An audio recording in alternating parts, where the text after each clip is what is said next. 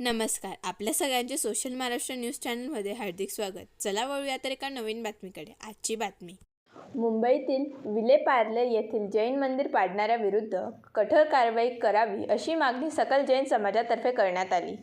धुळ्यात जैन समाजातर्फे भव्य मूक मोर्चा काढण्यात आला. मुंबई महानगरपालिकेने स्वखर्चाने जैन मंदिराचे पुनर्निर्माण करावे अशी मागणी मोर्चेकऱ्यांकडून करण्यात आली आहे. जिल्हाधिकारी कार्यालयावर काढण्यात आलेल्या मूक मोर्चामध्ये धुळ्यातील जैन समाजातील चारही संप्रदायांमधील नागरिक मोठ्या संख्येने उपस्थित होते. आज धुळे येथे सकल जैन समाजातर्फे निषेध मोर्चा आयोजित करण्यात आलेला आहे.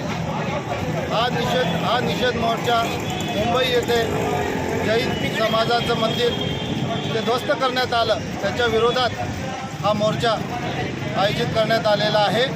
हे जैन मंदिर नसून जैन मंदिर हे सेवाभावी स्थान असतं. फक्त एक धार्मिक स्थान नसून याच्यामध्ये अनेक सेवाभावी कार्य होत असतात.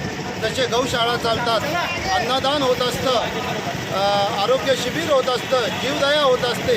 तर याचे निषेधार्थ सकल जैन समाज चारही संप्रदायाचे सकल जैन समाजाने हा मोर्चा आयोजित करण्यात आलेला आहे. आम्ही सकाळी 9 वाजेपासून कलेक्टर साहेबांकडे आज आम्ही निवेदन देतो आहे.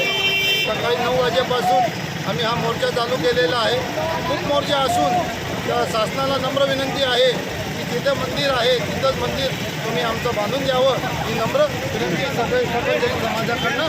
माझ्यासोबत चारही संप्रदायाचे कांतीलालजी चोडिया,